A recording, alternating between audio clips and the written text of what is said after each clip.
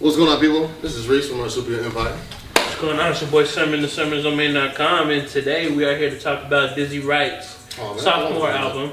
I thought I was going to do that part. The Growing Process. Am I doing that part? No. Do you want to? You No. can still do it. Okay, so we're going to be doing the review for, we're doing the review for Dizzy Wright's sophomore album, The Growing Process. And I like it a lot.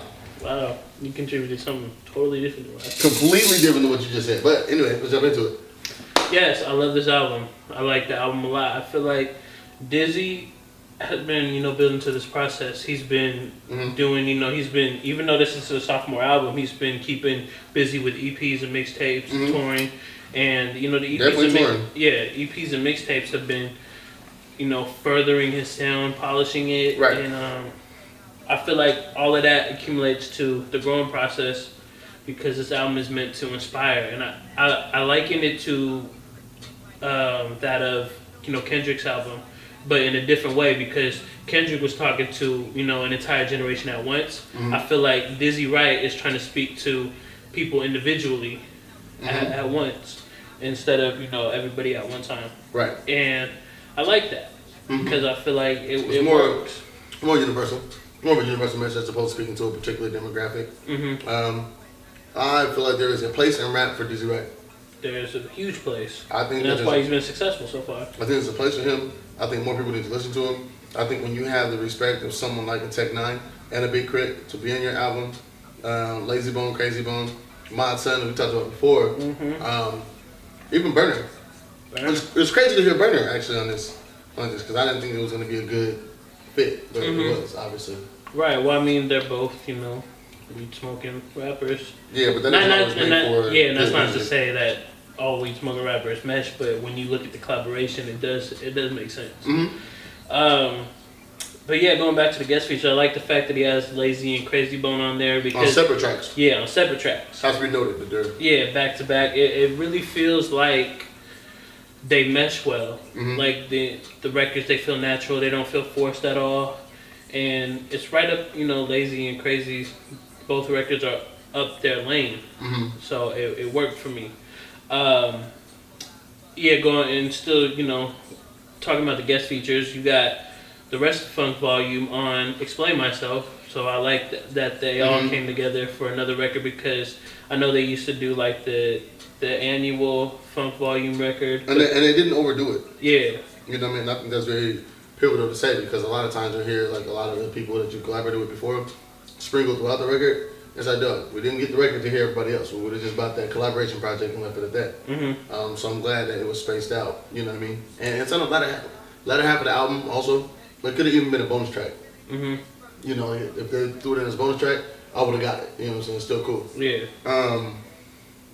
Let me see, what else? I want to talk about the intro. I like the intro a lot. Yes. I feel like I like the fact that Dizzy acknowledges the fact that sometimes he feels like Hopsin, like his that negative energy that Hopsin has, his frustrations with, the industry and stuff like that. I like that Dizzy acknowledges that because he seems to be like, he's just having fun, he's fun loving, but that kind of revealed like a different side. Like, of course, everybody has to deal with that, but Dizzy addressed it a little bit like that, and I appreciate that because it makes him more what's the word? Transparent? Yeah, more human-like. Right. I like the fact that, again, I just love rappers who get respect from other rappers. You know what I mean? And I love the fact that my favorite song on the track, on the whole album is Floyd Money Mayweather. And I think I like it because he's rapping on it. You know what I'm saying? And it's not just like some happy-go-lucky lyrics, nothing like that. You know what I mean? Like it's a fun, spitting, high energy. And it's but it shows like a more serious side also. You know what I mean? Like, I actually do this. You know what I'm saying? Like, more in the kind of the vein of Hopsin. Yeah. Like, I actually rap, bro. Like, I'll inspire you, but at the same time, don't think that I won't out-rap. Exactly. Like, I'm an MC. Yeah. You know what I mean? And I think that's kind of missing with some people. And unfortunately, the one thing that I wasn't... Like, I like the Flood Money Mayweather joint, but it doesn't fit into the overall album, I feel. It's just kind of there.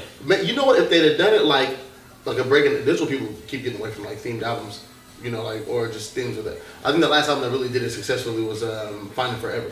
Where you saw like different elements, being mixed in, incorporated via the intros or interludes and stuff like that. And so I feel like had they done that with that, take a break from the action. Right, and that's what I was thinking when I was looking at the track list and listening to the album. I feel like the first